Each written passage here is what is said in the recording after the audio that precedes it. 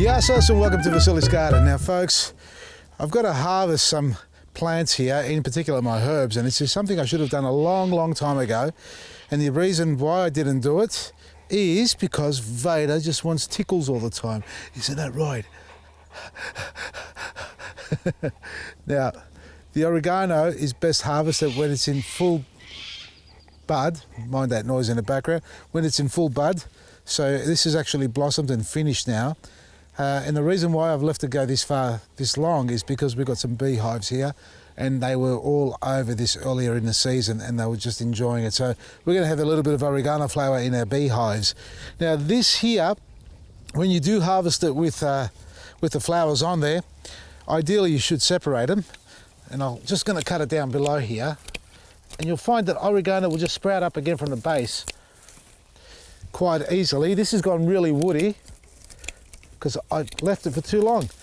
You should be harvesting it a lot earlier. So we're going to tie this up today, all in little bunches, and we're going to separate the flowers as well so that we can get the flavours that we want and control the intensity, because sometimes the flavour can either become a little bit weaker or stronger or just a little bit sour, if that's the right description, because of the flowers. So what I do is actually separate the flowers when they are in full bloom or just finishing like that, dry them separately and the leaves separately, and then when they're both dry, I bring them together if I want to, and I'll taste each one separately to see how it goes. Oregano, a wonderful herb that you can use in almost every dish. Ideal for meat, for vegetables, so you can be vegan, you can love your meat, you can love your fish, whatever you love, and even if you love your sweets, you can sprinkle a little bit on your ice cream as well. So let's harvest this down and start tying it up. Get out! Hey, Cara! Good girl. All right. Yeah, they were all over the lettuce, folks. Look at this. Bugger me, seriously. Huh? I know you're not going to eat them. I know you heard me getting angry. And that's my girl who goes into full defense mode and attack at the same time. Hey, Vader, oblivious to the world. That's all he is. Good girl. All right, so I let the chooks out. Get out of the way. This is the lettuce. Good girl. Oh, you're a good girl. Love you. This way, before you destroy the lettuce. That's our sample. We can't eat it yet, folks, because we're doing our trial there. You can see the big ruffled leaf there. It's huge by comparison. Well, a few leaves have been chewed off. Luckily, somebody spotted it. Wasn't me. Thank you. Good girl. All right. Now, I've got to get back into this. All right, you've got your pats. Vader, leave her alone. You're salivering all over her. All right. Now, when you cut your oregano, cut it pretty much to the ground. You'll see down in the middle, come and have a look at this. Right in the middle here, we've got all new growth coming on already. Now that needs sunlight so it can actually grow up and develop properly, otherwise it'll just become very weak and pale. So we're going to cut this right back down, almost just above the ground level, almost flat to the ground level, and then we'll be able to get some new growth coming through. I'm going to be here for a while, folks. This is a bloody big plant. We all multitask here at this family, folks. Even you want to put that thing down and give me a hand here, mate? Please. Right down to the last few here. Now, I didn't cut it right down to the ground because as I got through it, you see a lot of new growth coming out along the bottom of the stem. This is quite woody because it's been growing for a long time, folks. And I let it happen because, as I said earlier, harvesting of the pollen for the honey, so we're getting a little bit of an oregano sort of spicy honey into the flavour. Now see all the growth? You can cut it down even lower if you like. It's almost like the catnip that I have growing on the other side near the dam. You can almost shave it, if not shave it to the ground. And I've done it plenty of times before, shaving it to the ground, and it gets rid of all that woody there. But by doing it like that, you'll actually get a lot more stems coming up. It'll just constantly get denser and denser. So from along the stem, you got all this new growth, and some of them will become suckers and will start to grow up tall rather than just leaves. And that way you've got a nice big bush again. So that's a big specimen. That's been here about 3 years, and it's just taken off. And this is the traditional Greek oregano. Strong smell still, thankfully for that, because it does lose its scent when you allow the flowers to develop fully like that. But look, there's enough flavour in there for us. And, you know, if there's not enough, just put more into the dish. Let's go and tie it up. It's a lot here. But again, once I do dry it out, there's going to be probably a bucket's worth this much at the end of it all. Now, we'll just sort through the dry stuff. This stuff's dried on the plant.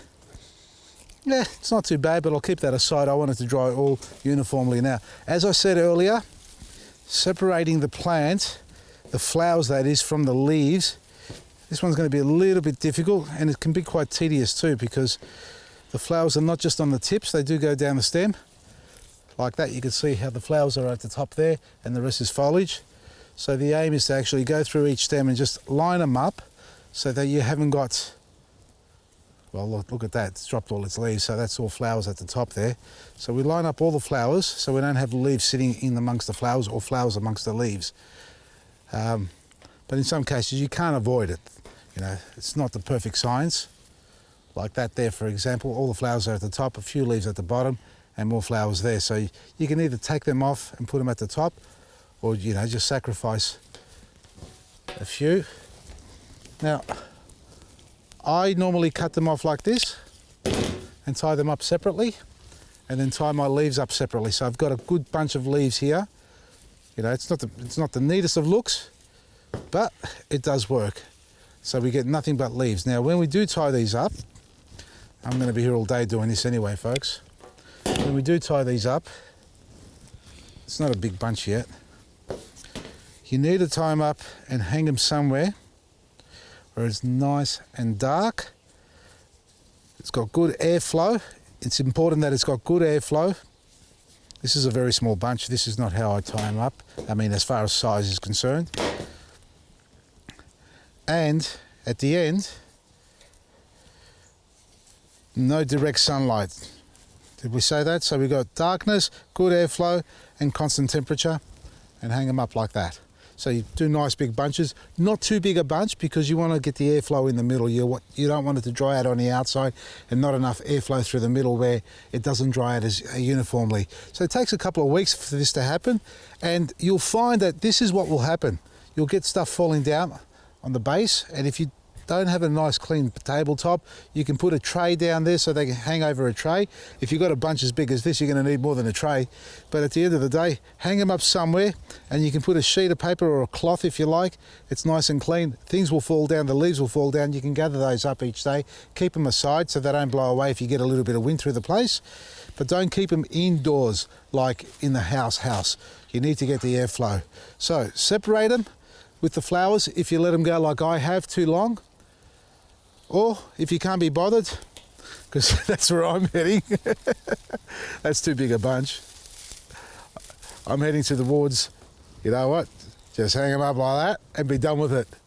Look, I'll do some like this and some without. I'll find the better ones with the better leaves on them. Now this is oregano. We also can do this with basil, and you can do it with dill as well. Now my dill also has gone to flower, and the flowers should be separated on that as well. You shouldn't have the flowers amongst the leaves. Now dill grows quite tall, and if you've never grown dill before, well, let this dill show you how. Down here, folks. All right, this is the dill that's gone to heaven. Lots of leaves, lots of flowers as well. And this one you got to take a bit of time to separate. But look at that. No, mate, herbs. Why do you go to the supermarket to buy herbs when they grow so freely, so easily? They grow like weeds. And this is so strong, and this is what the secret is to making good Greek garlic sauce, tzatziki. Geez, I've let everything grow too long. This is not when you should be harvesting. So my advice is to harvest before they flower. But dill hasn't lost its flavour or its pungent scent. So what I've got to do here is take the flower heads off and then cut it all down into smaller lengths, because it's way too long. It's not going to look nice as far as, you know, when you cut it down, you know, just going to have random pieces here and there. Keep that, strip that off, things like that. See, that's what we're drying up, so that's what we're looking for. And each stem here, this is only one plant. I've got about 10 plants in there like this. Well, this is the biggest one, so I've gone for the tallest one. Take the flowers off, and you can dry the flowers, don't get me wrong, you can use them as well. But like I said, sometimes they can affect the actual flavour of the foliage. They'll have a slightly different scent, or, you know, they'll make it a little bit more pungent. Well, not pungent, that's not even the right word. You know, sour, is that a description? I don't know. So if you're going to be doing your own herbs and drying your own herbs, make sure you harvest them when they're a lot younger, less woody, because I had my focus on my tomatoes and allowed everything else to grow out of control. So take all the leaves off. They're going to be small bunches like this. and you can either dry the flowers. Let's have a smell. Yeah, no, it's a different smell. It's a bit more, yeah, nah. It's actually more, it's got an aromatic to it, but it's not the true sort of dill flavour. So it will affect the flavour of the leaves. So best with the dill to keep them separate. Whereas with the oregano, you can get away with it with the flowers in there as well, because the smell is very, very similar. But the dill, well, this dill here, forgot to harvest the dill earlier. So grow your herbs, grab the leaves like that, bunch them up nicely, and hang them up somewhere nice and dry, away from direct sunlight, good airflow, and put a tray underneath, because as they do dry off, you'll find some leaves starting to fall off. And look, you can even use a dehydrator if you like, and that won't have to take you 2 weeks. It'll take you 2 hours, or overnight. Well, with the dill, I reckon not even.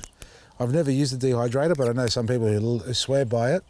Well, for certain things, I dehydrate vegetables and fruit, so we can preserve them for a longer period, like apples and things like that. But with herbs, I like air drying them. That's the best way for me. And again, look, that's only one plant. This will last me a lifetime, and I've got 10 plants to do. So once all this dries up, put it in a jar, nice tight air-sealed jar, like the jars you get at your local supermarkets with all the herbs in there already. And enjoy your herbs. So plant your herbs, harvest your herbs. It's not just for eating, meaning fresh, straight out of the garden. It's also the condiments that you use in the kitchen. And you can make it yourself as well. And once you start doing this, trust me, you will not go back to the supermarket to buy some dill. Look at that. You can even buy the dill if you want from the supermarket with all the wonderful chemicals that they come with. You can wash them. Or, you know what? Just grow your own. Scrap that idea. Just grow your own. Check out our website, Vasili'sGarden.com, for all the wonderful gardening products you need at discounted prices. We'll announce the winner of the big hamper, the $500 garden hamper, tomorrow. So stay tuned for the winner. In the meantime, have a wonderful day.